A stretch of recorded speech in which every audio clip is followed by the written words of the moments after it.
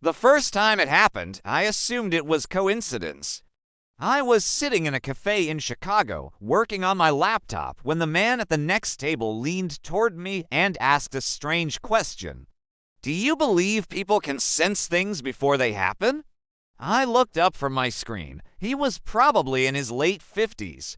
Gray hair, tired eyes, wearing a heavy coat, even though it wasn't that cold. "Depends on what you mean," I said politely. He nodded slowly, like he expected that answer. "I mean, knowing when someone's life is about to end." I gave a small laugh.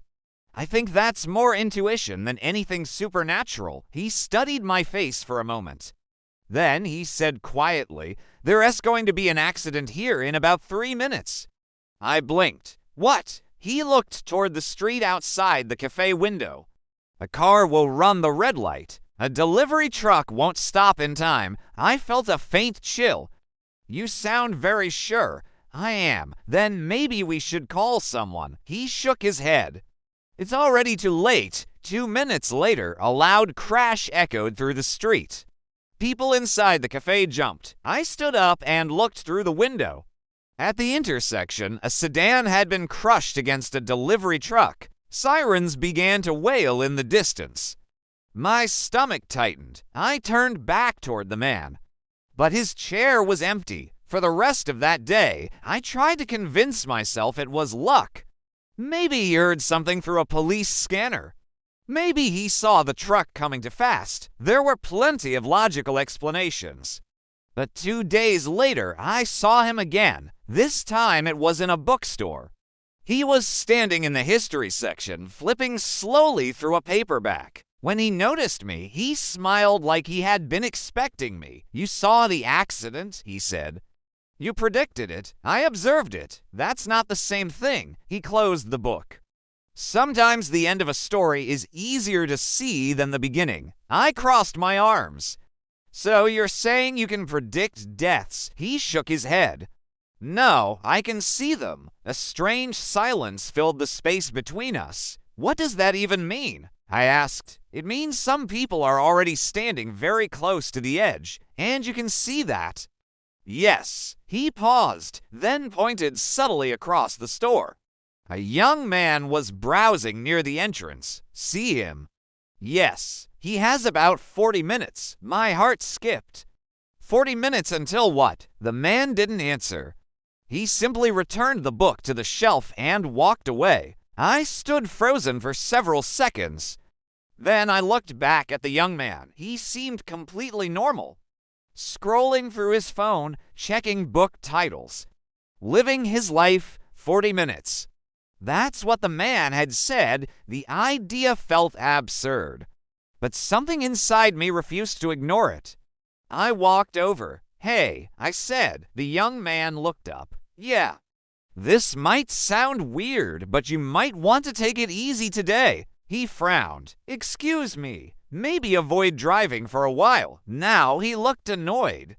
"Is this some kind of joke?" "No, He shook his head. "I don't even know you." Then he walked out of the store. 37 minutes later, I heard sirens outside. Again, I stepped outside. A crowd had gathered down the street. A motorcycle had crashed into a parked car. The rider lay on the pavement, helmet shattered. I didn't need to see his face. I already knew. That night, I couldn't sleep. The man's words echoed in my mind. Some people are already standing very close to the edge. The next morning, I returned to the bookstore. Part of me hoped I would see him again. Part of me hoped I wouldn't, but he was there, sitting in a chair near the back wall, reading quietly. "You came back," he said without looking up. "How do you do it?" I asked. He closed the book slowly. "Do what?" "Know when people are about to die." "I told you," he said calmly. "I don't know when everyone dies. Just some people?" "Yes. Why them?" He thought about that for a moment.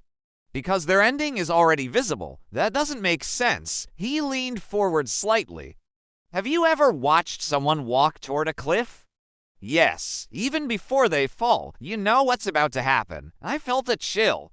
"You're saying people walk toward death the same way?" "Sometimes." For the next hour we talked. His name was Thomas. He claimed he had discovered his ability years earlier.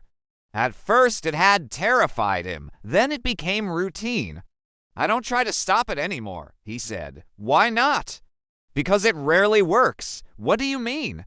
Most people don't listen. I thought about the young man in the bookstore. He was right. I tried once, Thomas continued.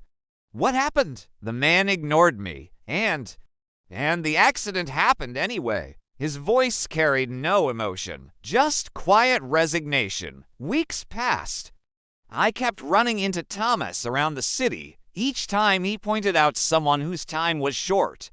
And each time, he was right. A construction worker, a jogger, a taxi driver, accidents, heart attacks, violence, always within hours.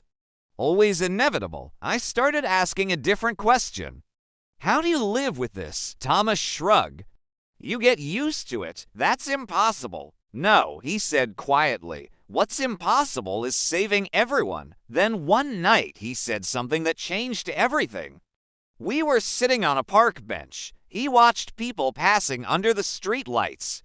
Suddenly he turned toward me. You're glowing. What? The edge is close for you. My stomach dropped. How close? Thomas studied me carefully. 3 days. The world seemed to stop. You're serious? Yes. How? He shook his head. That part one never see. My chest tightened. So I just wait. You could. Or you could try to step away from the edge. How do I do that? He gave a sad smile. That's the hard part. The next 72 hours were the longest of my life. Every sound felt dangerous. Every street crossing felt like a gamble. I avoided driving, avoided crowds, avoided everything. But on the third night, my phone rang. Unknown number. When I answered, a familiar voice spoke. Hello, it was Thomas. How did you get my number? I asked. I didn't. My stomach twisted. What do you mean? Someone gave it to me. Who? There was a pause. Then Thomas said something strange. You did. My heart stopped. When? Tomorrow? Silence filled the line. You're not making sense, I said. You'll understand soon. Understand what? Another pause. Then his final words. You're not the one who is about to die. Cold dread spread through me. What? I was wrong, he said quietly. The edge isn't yours. It's mine. The call ended. The next morning I returned to the park. Thomas was already there, standing near the street, watching traffic. You look relieved, I said. I am. Why? Because I finally understand how this works. How what works? He smiled faintly. I don't see deaths. Then what do you see? I see the people who will witness them. My breath caught. You mean? Yes, he said softly. I saw you near every accident, every victim. Every moment, the pattern suddenly made sense. You weren't predicting death, I said slowly. You were predicting me. Thomas nodded. And now, he said quietly, the story ends. At that moment, a car sped through the intersection behind him, and Thomas stepped forward.